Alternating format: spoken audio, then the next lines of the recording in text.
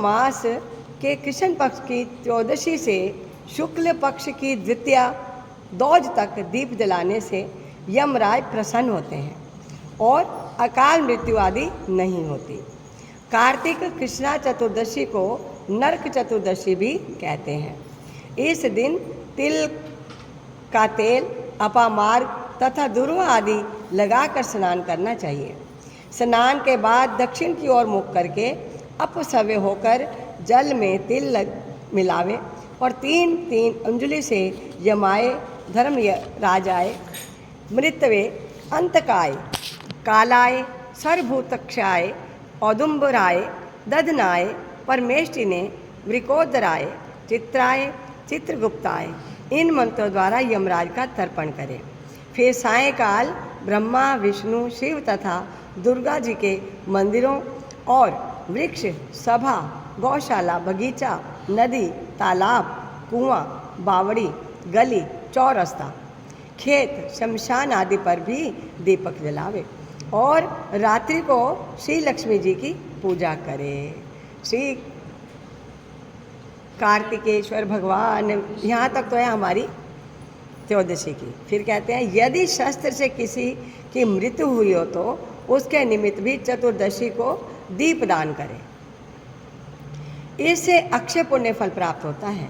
तत्पश्चात कन्या, ब्रह्मचारी तथा तपस्वियों को भोजन करावे, इससे यमलोक ना जाकर शिवलोक की प्राप्ति होती है। बोल श्री गौरी शंकर भगवान की। इसी प्रकार अमावस्या को, अब दिवाली आ गई, अमावस्या को भी स्नान आदि से निवृत्त होकर पितरों का पूजन व श्राद्ध करके भोजन करावे।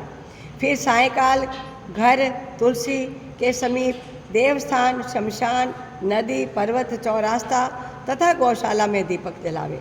तत्पश्चात लक्ष्मी जी की स्तुति करके उनको जगावे। जिस प्रकार पतिव्रता स्त्री अपने पति से पहले जागती है, उसी प्रकार लक्ष्मी जी भी भगवान से 12 दिन पहले जागती हैं। अमावस्या को दिन में बालक, वृद्ध तथा रोगियों को छोड़कर अन्य कोई भोजन ना करें। सायंकाल लक्ष्मी जी का पूजन करने के बाद स्वयं भोजन करें। घर को फूलमाला आदि से सजाकर सारे घर में दीपमाला करें। घर में सभी स्त्री पुत्र नवीन वस्त्र धारण करें और समस्त रात्रि नृत्य, गीत आदि करके हर्षोल्लास से व्यतीत करें। समस्त रात्रि दीपक जलना चाहिए।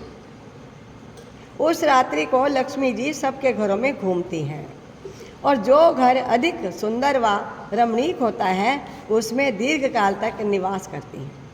बोलो लक्ष्मी मैया की। एक प्रहर रात्रि शेष रहने पर दरिद्र रूप घर का कूड़ा करकट, सूप या पुराने पंखे पर रखकर बाहर फेंक देना चाहिए। ऐसा करने से वह घर धन धान्य से परिपूर्ण होता है। दूसरे दिन गोवर्धन बनाकर बंधु बांधवों से भगवान श्री कृष्ण ने इंद्र का मान वर्धन करके गोवर्धन पर्वत की पूजा इसी दिन की थी। सायंकाल के समय गौ तथा वृषभ, बैल का पूजन करें और अपने परिवार के भरण पोषण व रक्षा के लिए उनसे प्रार्थना करें। इसी दिन सायंकाल के समय बलि तथा उसकी पत्नी विंध्यावली की मूर्ति बनाकर पूजन तथा दान आदि क्रियाएं करने से परिवार सुखी तथा समृद्धशाली रहता है।